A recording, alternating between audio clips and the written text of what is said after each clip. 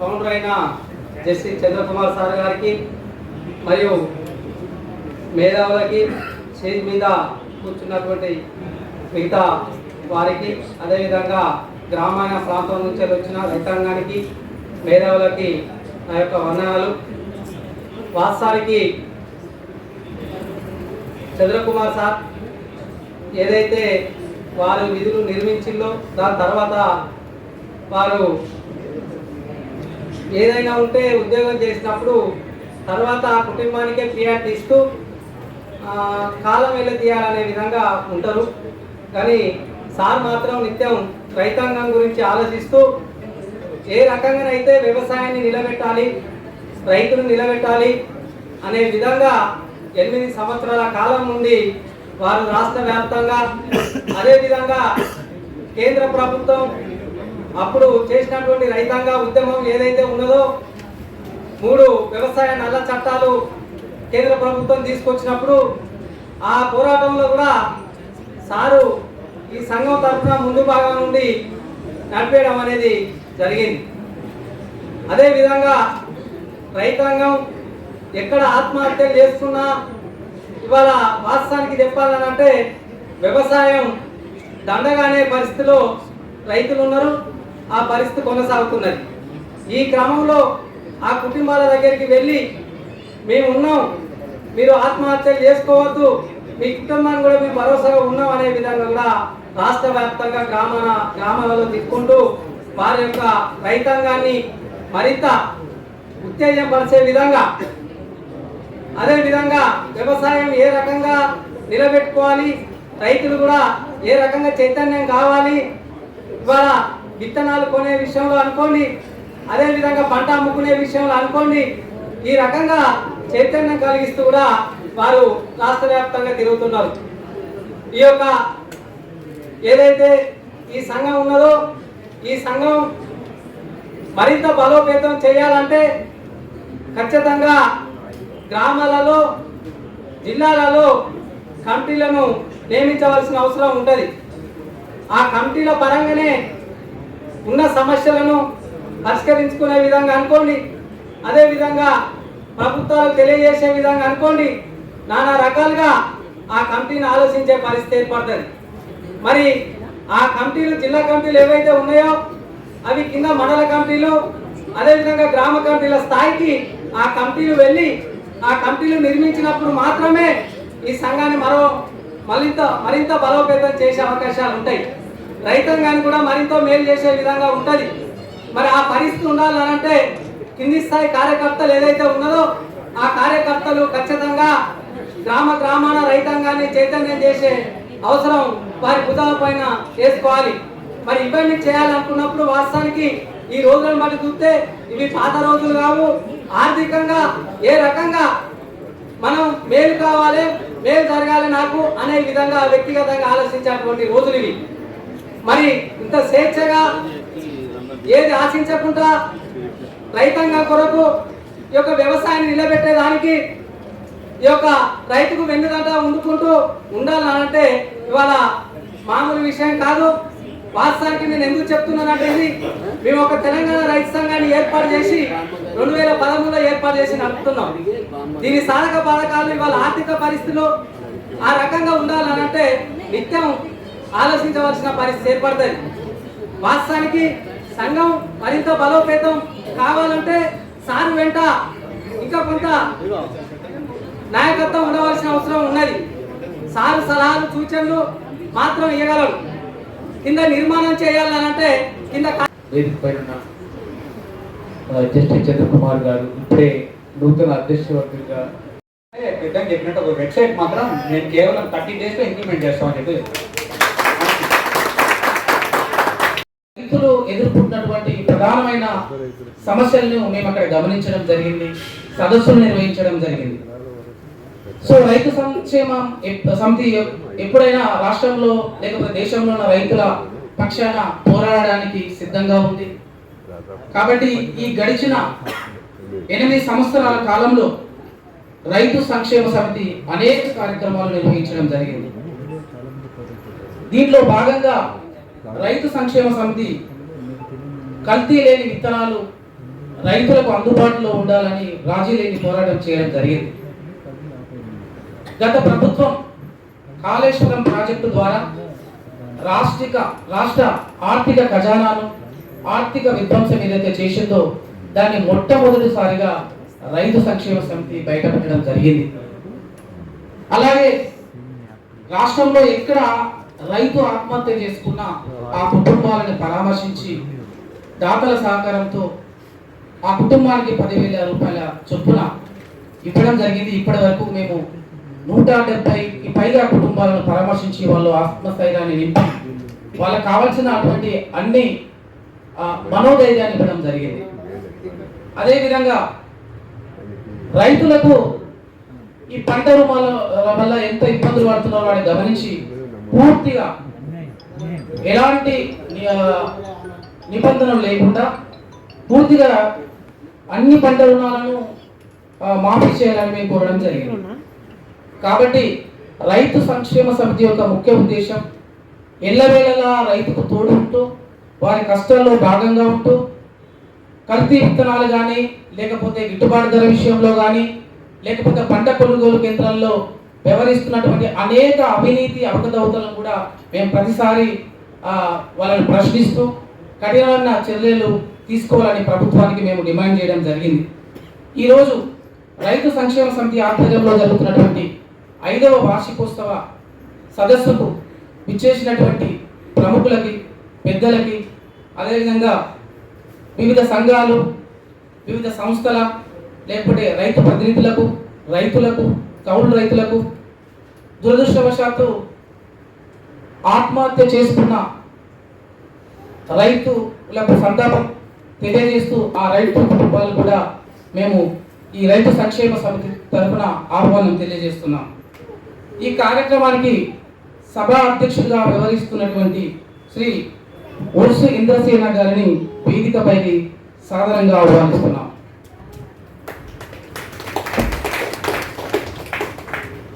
గౌరవనీయులు పెద్దలు రైతు సంక్షేమ సమితి వ్యవస్థాపక అధ్యక్షులు ఆనరబుల్ జస్టిస్ చంద్రకుమార్ సార్ గారిని వేదికపైకి సాధారణంగా ఆహ్వానిస్తున్నాం.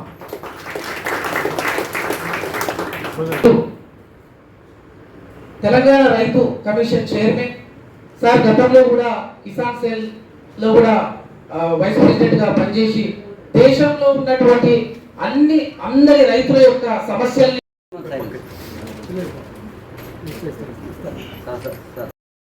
ధన్యవాదాలు. ఇప్పుడు ముందు కార్యక్రమం ప్రారంభించే ముందు దయచేసి లైన్ అందుకే విజయ్ కుమార్ గారు ఆయన గతంలో కూడా మన రైతు శిక్షణ సమితిలో ఆయన కలిసి మేము మాట్లాడినప్పుడు ఆత్మహత్య చేస్తున్న రైతు కుటుంబాలకు సాయం గురించి అడిగితే మా వెంటనే 50,000 రూపాయల చెక్ ఆయన ఇవ్వడం జరిగింది.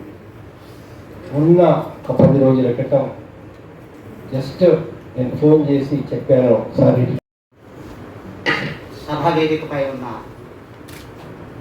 పెద్దలకు, జస్టిస్ చంద్రకుమార్ గారికి, పదన్న రామరెడ్డి గారికి, మిగతా వారి పేరు తెలియదు, వారి ప్రతి ఒక్కరికి పేరు పేరున నా నమస్కారాలు తెలుపుతూ,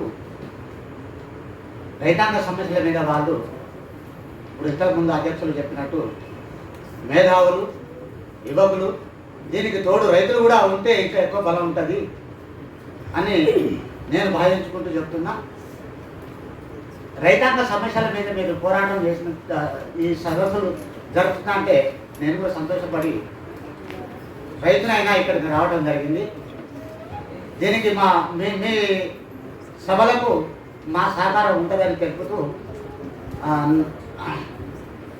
రైతుకు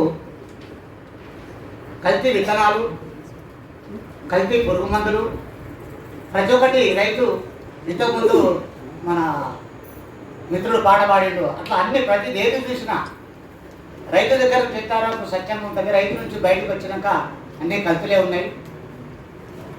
ఆ రకంగా కల్తీలతోటి తిని అందరూ కూడా ఆరోగ్యంగా దెబ్బతినిపోతున్నాం. అది ఒక భాగం. రైతుగా మరణాలు, ఆర్థిక ఇబ్బందులు ఎందుకు వస్తున్నాయంటే ఈ కల్తీలతోటే ఇవన్నీ జరుగుతున్నాయి. సరైన గిట్టుబాటు రేట్ లేదు. మనం ఈ కరపత్రంలో స్వామినాయుడు కమిటీని 15 సంవత్సరాల కింద మన్మోహన్ సింగ్ గారు ప్రధానమంత్రి ఉన్నప్పుడు ఈ స్వామినాయుడు కమిటీని వేసిండ్రు. దీనికి ఇప్పటి వరకు మన ఇప్పుడున్న ప్రధానమంత్రి మోడీ గారు దానికి ఏం అమలు చేయలేదు. చేతనాన్ని మాటించిండు. చంద్రకుమార్ సార్ గారికి, మరియు గసేనా గారికి, కోదన్ రామ్ సార్ గారికి, రైతు పక్షాన రైతు నాయకులకు అందరికీ పేరు పేరున ధన్యవాదాలు. ఎందుకు అనంటే ఈ సదస్సు, ఈ సభలు ఎందుకు పెట్టుకుంటామంటే రైతు అనగానే పేపర్లలో కానివ్వండి, టీవీలలో కానివ్వండి, రైతు రాజు అనే పేరుతోటే మనం ఎక్కడో మర్చిపోతున్నాం. కానీ రైతుని ఎక్కడ అనగదొక్కుతున్నారు, ఎక్కడికి వెళ్ళిపోతున్నాడు, రైతు పరిస్థితి అంటే ఏంటిది అనేటువంటి ఉద్దేశంగా రైతు పండించినటువంటి పంట ఏదైతే ఉన్నదో మేధావులకు కానీ, అధికారులకు కానీ, పెద్ద పెద్ద మేధావి వర్గం నుంచి కానీ, రాజకీయ నాయకులకు కానీ పెట్టేది రైతే పుట్టడము. మరి ఈ రైతు కన్నటువంటి ప్రతి ఒక్క వస్తువులలో ఇవాళగా చెప్పిన పెద్దలు, మరి ప్రతి ఒక్కటి మనం గమనించుకుంటూనే తిరుగుతున్నాం, మనమే పండిస్తున్నాం పంటను. కానీ దానికి గిట్టుబాటు ధర అనేది లేకుండానే, దానికి వ్యవసాయ రంగానికి సబ్సిడీ అనేది లేకుండానే, వ్యవసాయ రంగానికి అనుకూలమైనటువంటి పనిముట్లే కానివ్వండి, ఇవన్నిటినీ ఏ రైతు కానీ, ఏ అధికారంలో ఉన్న పార్టీలు కానివ్వండి, మరి ఏపీ ఆదుకునేటువంటి పాపన పోలేదు. మరి ఎందుకోసం అని అంటే రైతు ఇవాళ వ్యవసాయం చేయాలంటే దిక్కు చూసకనే ఆత్మహత్య అనేది చేసుకుంటాడు. ఎందుకు అని అంటే పెట్టిన పెట్టుబడి రాక, అంటే మన బాధలు తెలుసుకోవడానికి వచ్చినాం, మనకు జరిగే అన్యాయాన్ని చెప్పుకోవడానికి వచ్చినాం. కాబట్టి మిగతా ఆలోచన పక్కకు పెట్టి శ్రద్ధగా విని మనం ముందుకు పోయే ఆలోచన సంపాదించుకోవాలని మీ అందరికి కోరుకుంటున్నాం. మరి గౌరవనీయులు జస్టిస్ చంద్రకుమార్ గారులకు, మరి స్టేజ్ మీద ఉన్న పెద్దలందరికీ, నా ముందు ఉన్న రైతులందరికీ పేరు పేరున ధన్యవాదాలు తెలుపుతున్నాను. ఎందుకంటే నేను 73 సంవత్సరాలు ఉన్నా. 73 సంవత్సరాల నుంచి దరిద్రాన్ని ఎంబడేసుకొని తిరుగుతున్నా కానీ నాకు న్యాయం జరుగుతలేదు. నాలాంటి వాళ్ళే మీరందరూ. రైతు పెత్తనము, రైతు విత్తనమే. ఇప్పుడు ఇంతకుముందు పాలు తాగినాం, టీ తాగినాం, టీలో పాలు పోసారు. పాలు పొల్యూషన్ మీకు తెలుసు. పాలు వేగంగా ఇవ్వాలంటే సూదినిస్తున్నారు. సార్ బాగుంది, దయచేసి నా అనుభవం చెప్తాను. పాలు వేగంగా ఇవ్వాలంటే సూదినిస్తున్నారు, పాలు ఎక్కువ ఇవ్వాలంటే సూదినిస్తున్నారు, ఎదకు రావాలంటే పోలిస్తున్నారు మందులు. ఎద అంటే దాన్ని ఏమంటారు తెలుసు, అర్థం కాదు. ఎద సూది అంట అంటే తొందరగా అది రిప్రొడక్టివ్ సిస్టమ్ రావడానికి సూచిస్తున్నారు. వాళ్ళు ఏమవుతుంది, పాలు వచ్చినాయి, క్వాంటిటీ బాగా వచ్చింది, క్వాలిటీ పోయింది. ఆ పాలు మనం తాగిన అమ్మాయికి తొందరగా మెచ్యూరిటీ లెవెల్ తొందరగా వచ్చేసింది, కెమికల్ రియాక్షన్ వేగంగా వచ్చింది. తల్లి పాలు తాగింది, తల్లి పాలు బిడ్డ తాగింది, బిడ్డకు జబ్బు వచ్చింది, జబ్బు వచ్చిన బిడ్డని సూపర్ స్పెషాలిటీ చేర్పించినాము. స్కాన్లు మొత్తం చేసినారు, లక్షలు మొత్తం తగలబెట్టినారు. ఎక్కడుందండి జబ్బు? మీరు ఎమ్మెల్యే కావచ్చు, మినిస్టర్ కావచ్చు, పిఎం కావచ్చు, సీఎం కావచ్చు, మీరు ఆర్గానిక్ ఫార్మింగ్ చేసుకొని కూరగాయలు వంట తీసుకోవచ్చు. కానీ ఎక్కడేమైనా ప్రజలతో మాట్లాడేటప్పుడు బాబురావు గారు చెప్పినట్టుగా పర్యావరణము పొల్యూషన్ లేదా, ఆ గాలి ఆపగలరా? ఇంకో మిత్రుడు అన్నాడు పంచభూతాలు పొల్యూట్ కాదు రైతు పొల్యూట్ అని. అంటే ఇక్కడ పర్యావరణం పాడు కావడానికి, పంట పాడు కావడానికి అందరు బాధ్యులమే. నష్టం జరుగుతున్నప్పుడు నష్టము పట్టించుకోకుంటే మనం ఖచ్చితంగా నష్టం చేస్తున్నట్టు. జరుగుతూ అన్యాయం అనుకుంటే మన అన్యాయం చేస్తున్నట్టు. ఇది మరో సూత్రం. ఆ మాటకు మనం తినట్లేదండి, మన ఆహారం తినట్లేదండి. రైతు మొదటి పారిశ్రామికవేత్త, పంట పండించే క్షేత్రం మొదటి పరిశ్రమ. అందుకే అంట పర్యావరణం పాడైంది, పంట క్షేత్రం పాడైంది, పంట పాడైంది, వంట పాడైంది, ఒళ్ళు ఖరాబైంది, మనసు ఖరాబైంది, సమస్యలు పెరిగినాయి, జబ్బులు పెరిగినాయి, దవాఖాలు పెరిగినాయి, పోలీస్ స్టేషన్ పెరిగినాయి, న్యాయస్థానాలు పెరిగినాయి. ఏర్పాటు చేస్తూ చాలా సంతోషం. ఇది సందర్భం కూడా ఒక రైతు ఆత్మహత్య చేసుకుంటుందంటే, అన్నం పెట్టే అన్నదాత ఆత్మహత్య చేసుకుంటుంటే నిజంగా ఈ పాలకుల పాపమే తప్ప ఇంకోటి ఏమీ లేదని మేము 2014లో రైతు సంఘం పెట్టినాం. జస్టిస్ చంద్రకుమార్ సార్తో అనేకమైన సదస్సులు పెట్టినాం. ఇక్కడ ఈ వేదిక మీద ఆత్మహత్య చేసుకున్న కుటుంబాలు ఆయన ఒక 100 మంది ఇచ్చినాం. మేము గోదావరి కానీ ఏలేశ్వర వెంకటేశ్వర ప్రజా సంఘాలు కలిసి ఒక 78 మందికి ఇచ్చినాం. ఈ ఆత్మహత్యలకు కారణము రాజ్యమే తప్ప ఇంకోటి లేదు. ఎందుకంటే ఒక భూమితో ముడిపడి ఉన్నది. ఇలా తెలంగాణ వ్యాప్తంగా మేము రైతు సంఘం పరిశీలన చేసింది. ఎవరినో ఒట్టి మాటలు రాజకీయాల కోసమో, ఓట్ల కోసమో, సీట్ల కోసమో కాదు మా రైతు సంఘం పనిచేసేది. ఎన్నికలకు అతీతంగా, పార్టీలకు అతీతంగా, కులాలకు మతాలకు అతీతంగా అన్నం పెట్టే అన్నదాత ఎందుకో ఆత్మహత్య చేసుకుంటున్నాడు. మేము అనేకమైన పరిశీలన చేస్తున్నాం. 20 లక్షల మంది, ఇంకా 77 సంవత్సరాల స్వాతంత్రం 20 లక్షల మంది ఇంకా కౌలు రైతులు గుంట భూమి లేని వాళ్ళు ఉన్నారు. ఇవాళ 2 పిల్లలు మంత్రి నియోజకవర్గం పెద్దపల్లి జిల్లాలో 2 భార్య భర్తలు అప్పుల గురించి ఆత్మహత్యలు చేసుకుంటే 2 పిల్లలు ఆగమయ్యారు. ఇలా చంద్రకుమార్ తీసుకురామంటే ఆయన కూడా తీసుకొచ్చినాను. ఎందుకంటే నిజంగా ఇలా భూమి తీసుకుంటుండ అంటున్నారు. భూమి ఎందుకు తీసుకుంటున్నాయా? మనుషులు పెరిగిన కొద్ది భూమి పెరగదు. ఆ భూమిని ఇంకా సాగు చేసేది ఎగుమతి దేశం కావాలి కానీ దిగుమతి ఏ పాలకుడైన బుద్ధి జ్ఞానం ఉన్నోడు ఆయన ఉంటే ఈ రాజ్యాంగం పరిధిలో భూమి తీసుకోవాలి. వ్యవసాయాన్ని ఏం చేయాలి? మీరు ఫ్యాక్టరీలు పెట్టుకోండి. మీరు ఫ్యాక్టరీలు పెట్టుకుంటే మీ భూములు ఏమన్నా మీ ప్రభుత్వం ఏమైనా భూమి ప్రభుత్వం ఉంటే ఇచ్చుకోండి. ఒకవేళ తప్పదనుకుంటే ప్రజా సంఘాలని జస్టిస్ చంద్రకుమార్ ఇంకా మిగతా బుద్ధిజీవులు లేకుంటే మన హరగోపాల్ సార్ అంటే పెద్ద మనుషులందరూ కూర్చుండి, అయ్యా ఈ భూమి కావాలి మీరు నచ్చ చెప్పండి, ఇక్కడ కొట్లాడద్దని చెప్పాలి. ఎవడన్నా బుద్ధిగాడు అయితే నీ ఇష్టం అన్నట్టు రైతుల మీదకి సైన్యాన్ని పంపి అనేకమైన ఇబ్బందులు పెట్టి తలుపుల గొల్లాలు పెట్టి ఆ భూమి తీసుకుంటూ దొంగతన సంతానం పెట్టుకుంటూ గొండిగలు పట్టుతూ కిందే తట్టున్నారు. ఏమి రాజ్యం అని అడుగుతున్నా నేను రైతాంగం తరపున నేను పూర్తిగా రైతాంగం తరపున నేను కులాలు పార్టీలకు అతీతంగా మాట్లాడుతున్నా. ఎవరైనా భూమి తీసుకోవద్దు, రైతులకు తీసుకుందామంటే వేరే ఆల్టర్నేట్ అక్కడ కల్పించండి. మళ్ళా భూమికి బదులు భూమి ఆల్టర్నేట్ కల్పించండి. ఇది ఎగుమతి దేశం కావాలి కానీ దిగుమతి దేశం కాదు. భారతదేశంలో నిజంగా ఇవాళ ప్రజల ఎక్కువ 150 కోట్ల మంది ఉన్నాం అనుకోండి, ఇంకా 150 కోట్ల మందికి భూమి పెట్టేంత భారతదేశంలో భూమి ఉన్నది. ఆ వాతావరణం ఉన్నది. మనం వండుకుంటే ఉత్తరాన వండుకుంటే దక్షిణాది వండుతుంది భారతదేశంలో. ఏ ప్రపంచంలో లేని దేశాల్లో మన భారతదేశంలో ఉన్నది. ఇక్కడ పాలకులు, పార్లమెంట్ ఎన్నికలైన వాళ్ళు, రాజ్యసభకు ఎన్నికలైన వాళ్ళు, ఇక్కడ వీళ్ళ పాలకులే సర్పంచ్ కాను మూల పెడితే మీరే పెద్ద గలాలు రైతులకు. ఇవాళ చిన్న ఇలా కోదండరామ్ సార్ ఉంటే నిజంగా ఆయన చెప్తుంటే ఇవాళ కల్లాలు వరి పంట మనకు ప్రధానమైన పంట. వరి పంట తర్వాత పత్తి. ఇలా కల్లాలు ఒక్కొక్క కాడ ఒక్కొక్క సంచికి 40 కేజీల సంచికి 2 కేజీలు 3 కేజీలు కూడా కడి చేస్తున్నారు. ఎందుకు కడి చేస్తున్నారంటే తప్ప తాలు అంటున్నారు. ఎక్కడన్నా రైతు తప్ప తాలు మట్టి అమ్ముకున్నాడు ఉన్నాడనే అంటే గొర్రె పేరు అంటే చుట్టం పేరు చెప్పి కోడిని కోసుకునే రకాలు. నిజంగా నేను ఒక్కటే చెప్తున్నా, తప్ప తాను ఉంటే అంటే ఏమంటున్నా మీరు పట్టి ఇవ్వమంటున్నారు. పట్టి ఇవ్వమంటే కళ్ళాలు ఎక్కడున్నా నేను దగ్గర నుండి చూస్తున్నా.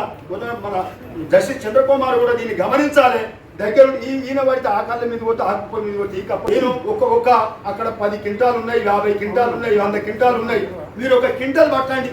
క్వింటల్ పడితే ఎంత పోతే అంత మరి 5 క్వింటాలు. ఇది ఏమన్నా తప్పానే? రైతు సంక్షేమ సమితి 5వ వార్షికోత్సవ శుభాకాంక్షలు.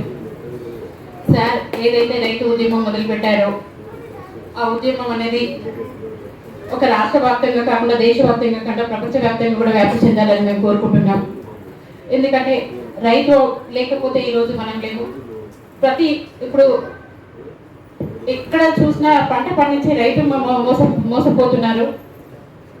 ప్రతిసారి మేము కళ్ళారా చూస్తున్నాము. నేను కూడా ఒక వ్యవసాయం చేస్తుంటాను. అదే ఉమ్మడి ఆదిలాబాద్ జిల్లా. మా సార్ కూడా మా జిల్లానే ఉమ్మడి ఆదిలాబాద్, మేము అక్కడనే. అయితే ఏంటంటే అక్కడ మాకు పంటలు అంటే వరి తక్కువ పండుతుంది, పత్తిను కందులు ఎక్కువ పండుతుండే. అయితే అక్కడ చాలా మంది పేద రైతులు, గిరిజన రైతులు మోసపోతున్నారు. వాళ్ళకు రవాణా సౌకర్యం కూడా ఉండదు. గుట్టల నుంచి వాళ్ళు వాగులు దాటకుండా గుట్టల నుంచి కూడా వాళ్ళు తీసుకొస్తుంటారు. ఒక 50 కిలోలు తీసుకొచ్చి నెత్తి మీద మోసుకొని ఒక 15-20 కిలోమీటర్లు తీసుకొస్తే వచ్చినాక అక్కడ సేట్లు అనే వాళ్ళు షాకర్లని నమ్ముతుంటారు రైతులు. అక్కడ అమాయక రైతులు అంటే వాళ్ళు తీసుకొచ్చిన 10 కిలోల దానికి వాళ్ళు 7 కిలోలు వేసి మీరు 7 కిలోలు తీసుకొచ్చిందని చెప్పేసి వాళ్ళని మనం కళ్ళ ముందు చూస్తుంటే కూడా మోసం జరుగుతుంది. దీనికోసం సార్ ఒక వినియోగదారుల ఫోరంకి కానీ ఒక స్వచ్ఛంద సంస్థ కానీ ఇట్లాంటి కొన్ని అరికట్టడానికి కొన్ని సంఘాలు సార్ తరఫు నుంచి అరేంజ్ చేయాలని మేము కోరుకుంటున్నాము. రైతులు చాలా మోసపోతున్నారు. పండించిన పంట చేతికి వచ్చిన వరకు కూడా అది ఇంటికి వస్తుందో రాదో ఏం జరుగుతుందని వాళ్ళు అనుక్షణం భయపడుతున్నారు, భయం గుప్పట్లో ఉన్నారు. ఇప్పుడు ఎక్కడ చూసినా ఇలాంటి సంఘటనలు చాలా వరకు మేము కళ్ళతో చూస్తున్నాము. రైతు మోసపోవద్దంటే మనలో చైతన్యం రావాలి. ప్రతి ఇంట్లో కూడా వ్యవసాయం ఏంటిదో పిల్లలకు మనం చెప్పాలి. అంటే వ్యవసాయం చేస్తేనే మనకు తిండి గింజలు ఉంటాయి, వ్యవసాయం పొలమా అట్లాంటివి కానీ పిల్లలకు అవేర్నెస్ కూడా చేయాలి. అవేర్నెస్ ప్రోగ్రామ్ కూడా మేము నెక్స్ట్ ఇయర్ నుంచి చేయాలని అనుకుంటున్నాము. మరోసారి చంద్రకుమార్ సార్ గారికి మేము విరమించుకునేది ఒకటే, ఆదిలాబాద్ జిల్లాలో రైతులు ఆదిలాబాద్ అని కాదు, ఆదిలాబాద్ నుంచి మహబూబ్ నగర్ వరకు కూడా రైతులు మోసపోతున్నారు. మనం దీనికోసం మరో ఉద్యమం లాగా మనకు సాధ్యం మీ వెనకాల మేము ఉంటాం సార్. మీరు మాకు ఏదైనా గైడెన్స్ అది ఫాలో అయ్యి దానికోసం ఉద్యమానికి మేము సిద్ధంగా ఉన్నాం సార్. రైతుల కోసం మేము పోరాటం చేస్తాం. ఒక తెలంగాణ సంపాదించుకున్నాం, ఆ తెలంగాణలో చాలా మోసపోయినాం. కానీ ఇప్పుడైనా కానీ రైతులకు న్యాయం జరగాలి సార్. ఏదైతే ఉంది ఆత్మహత్యలు చేసుకున్న కుటుంబాలకు ఎంతో చిన్న పెద్దదో సాయం చేస్తున్నారు.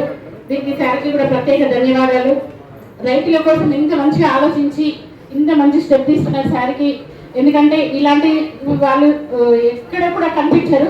కానీ మేము మొట్టమొదటిసారిగా జస్టిస్ చంద్రకుమార్ సార్ గారిని మేము ఏంటంటే ఆయన బ్లెస్సింగ్ ఆయన అడుగుజాడల్లో మేము నడవాలనుకుంటున్నాం.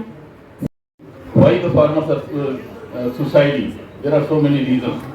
The one most important reason is that they are not getting their returns directly from the government itself, and there is no sufficient subsidies for the farmers also. So we have to raise the issues of the farmers, and we have to create awareness not among the farmers but in the total masses also. This is our responsibility, and being a citizens of India, especially in Telangana, is a worst condition as far as the farmers is concerned. They are committing so many farmers are committing the suicide, not only from the last 10 years, but it is a history of the suicide as far as the farmers are concerned. So myself and my organization is always supporting the cause of the farmers, and I request especially the farmers to don't commit the suicide, because it is not solve the problem. आपके खुदकशी करने से मसाइल हल नहीं होते, बल्कि एक बात मैं यहाँ पे कहता हूँ कि मैं न दूंगा तुझे खेत जलाने का सबक, फसल बाकी है तो तकसीम बदल सकती है. और इस एतबार से भी कि अगर ये जो अंधाता है अगर ये सुसाइड कर रहा है तो ऐसे मैं समझता हूँ ये बहुत हम सब के लिए शर्मिंदगी की बात है कि ये लोग जो लोगों को खाना देते हैं, लोगों के मसाइल हल करते हैं, लोगों को अनाज देते हैं, अगर ये लोग जिंदगी से तंग आकर अगर सुसाइड कर रहे हैं तो हम सब के लिए ये बहुत शर्मिंदगी की बात है. I am very regret to say that कि farmers are suiciding not only in the Telangana region but all over the country itself. It is really a very disaster for our country, and we have to overcome from this situation. And being a citizens of India, as far as the MPG organization is concerned, they are fighting for those voices, actually those who are not raising their voice. So we are the voice for the voiceless.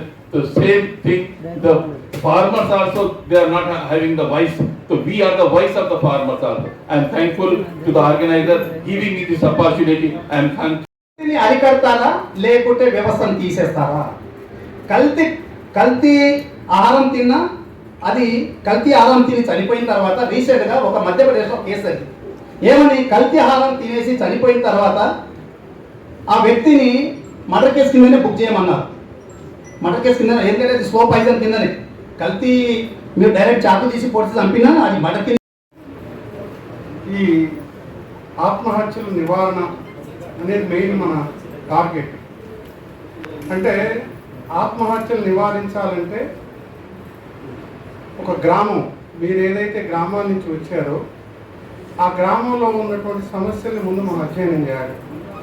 ఇప్పుడు మన sir చెప్పినట్టుగా ప్రతి ఒక్క సర్పంచ్కి ఆ powers ఉన్నాయి. ప్రతి ఒక్క గ్రామంలో ఉన్నటువంటి సర్పంచ్కి ఇవన్నీ చేసే అవకాశాలు ఉన్నాయి. గ్రామాన్ని ఒక సెక్టర్గా తీసుకొని ఆ గ్రామంలో ఏమేం జరుగుతుంది, ఎవరు ఇబ్బందులు పడుతున్నారు, ఎవరు ఎక్కువ అప్పులు చేస్తున్నారు, అప్పులు ఎందుకు చేస్తున్నారు, ఈ అప్పుల్ని తగ్గించే మార్గం ఏంటి అనేది ఆలోచించాల్సిన అవసరం ఉంది అందరి మీద. ముఖ్యంగా స్వామినాథన్ కమిటీ ఇచ్చినటువంటి రిపోర్ట్ దాన్ని ప్రభుత్వాలు చేస్తాయని నమ్మకం లేదు. ఎందుకంటే అవి చాలా ఇచ్చాడు ఆయన ఇచ్చినటువంటి మెయిన్ పాయింట్స్లో నేను మీకు కొన్ని చెప్తాను. ల్యాండ్ రిఫార్మ్స్ అంటే భూ సంస్కరణ అమలు చేయమని, అంటే భూములు ఎక్కడైతే ఉన్నాయో అవి సాగు చేసే వాళ్ళందరికీ ఇవ్వమని, కానీ అది ప్రభుత్వాలు చేయరు. రెండోది ఇరిగేషన్ అంటే మనకి కాలువలు, నాగార్జున సాగర్ కాలువ కట్టిని ఇంకా జనానికి డబ్బులు రాలేదు. భూసేకరణ పేరు పేరున హృదయపూర్వక ఉద్యమాభివందనాలు. నేను మార్షల్ దుర్గం నగేష్, తెలంగాణ సమతా సైనిక దళలో పనిచేస్తూ ఉన్నాను. ఇప్పుడు దేశం, రాజ్యాంగం, మరి ప్రజాస్వామ్యం ఏం చెప్తుందంటే దేశంలో పుట్టిన ప్రతి పౌరుడికి ఉండడానికి ఇల్లు, తినడానికి తిండి, కట్టుకోవడానికి బట్ట, విద్య, వైద్యం మొదలైనటువంటి మౌలిక సదుపాయాలు అందించాలని భారత రాజ్యాంగం ఆర్టికల్ 14, 19, 21 నెంబర్లో మనకు చెప్తా ఉంది. ఇలాంటి సందర్భంలో ఈ పాలకుల నిర్లక్ష్యం వల్ల దేశంలో ఉన్నటువంటి, రాష్ట్రంలో ఉన్నటువంటి రైతన్నలకైతేనేంది, ఇంకా దిగువ జాతి, నిమ్న జాతి ప్రజలకైతేనేంది పూర్తి స్థాయిలో మరి ఈ పరిపాలన జరిగేటటువంటి పాలకుల నిర్లక్ష్యం వల్ల మరి సంక్షేమ పథకాలు అందడం లేదు. సరే, అలాంటి పాలకుల నిర్లక్ష్యం వల్ల నిరాదరణకు గురైనటువంటి వాళ్లకు మన జస్టిస్ చంద్రకుమార్ లాంటి వాళ్ళు, కొన్ని ఎన్జిఓ సంస్థలు రైతన్నలకు అండగా నిలబడుతూ భరోసా కల్పిస్తూ మేమున్నామని ఎంతో కొంత ధైర్యాన్ని నింపుతూ ఈరోజు రైతు ఆత్మహత్యలు చేసుకున్నటువంటి వాళ్లకు ఎంతో కొంత ఆర్థిక సహాయం అందించినందుకు వారికి హృదయపూర్వక అభినందనలు. ఇలాగే భవిష్యత్తులో కూడా అందరికీ అండగా ఉండాలని సందర్భంగా ఆశిస్తూ మీ అనుమతితో ఒక చిన్న సమస్యను మీ ముందు ఉంచాలనుకుంటున్నా. అయితే ఇప్పుడు తెలంగాణలో 4 ఉమ్మడి జిల్లాలు, ఆదిలాబాద్, ఖమ్మం, వరంగల్, మహబూబ్ నగర్, ఈ 4 ఉమ్మడి జిల్లాలలో గిరిజనులు, గిరిజనేతరులు అనేటటువంటి ఒక వ్యత్యాసం ఉన్నది. అక్కడ ఉన్నటువంటి భూమిపై హక్కులు గిరిజనులకు మాత్రమే ఉన్నాయి. సరే, వాళ్ళ హక్కులు ఉండాలి, కానీ వాళ్ళతో మమేకమై జీవిస్తున్నటువంటి దళితులకైతేనేది, గిరిజనేతలకైతేనేది అక్కడ పుట్టిన భూమిపై హక్కులు లేవు, రాజకీయ రిజర్వేషన్లు లేవు, చదువుకున్న ఉద్యోగ అవకాశాలు లేవు. ఎంతో మంది పాలకులు మారుతున్నారు. సత్య శోధన, శక్తి సాధన అనే పేరుతో అందిస్తూ ఉంటాను.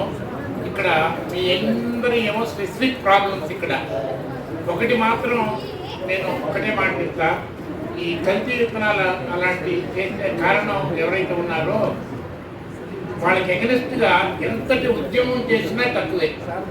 చివరికి అందరూ కలిసి చేసే ఉద్యమాన్ని తట్టుకోలేక వాళ్ళు సూసైడ్ చేసుకునే లెవెల్ కూడా మనం తీసుకెళ్ళే తప్పలేదు అని ఇక్కడ గమనించిన దాన్ని బట్టి నేను మాట్లాడతాను. అట్లా ఉద్యమం చేయాలంటే ప్రతి వాళ్ళు కూడా ముందు బలహీనంగా ఉండకూడదు. ఎవరు కూడా ఉద్యమం చేయాలన్నా కూడా ఎవరు బలహీనత అనేది ఉండకూడదు, బాధ అనేది ఉండకూడదు, స్థిరంగా ఉండాలా, సాధించేటట్టు ఉండాలి. బలహీనత కానీ, భయాలు కానీ, ఒత్తిడి కానీ ఉత్పత్తిని సాధించడానికి ఎన్ని రకాల మార్గాలు ఉన్నాయి, ఈ మార్గాల్లో మనం ఏటిని ఎంచుకోవాలి అనేది 3వ పాయింట్. తర్వాత క్రెడిట్, అంటే రైతులు ఎక్కడ అప్పు చేస్తున్నారు, ప్రభుత్వాలు సహకరిస్తే బయట వడ్డీ వ్యాపార మా తల్లి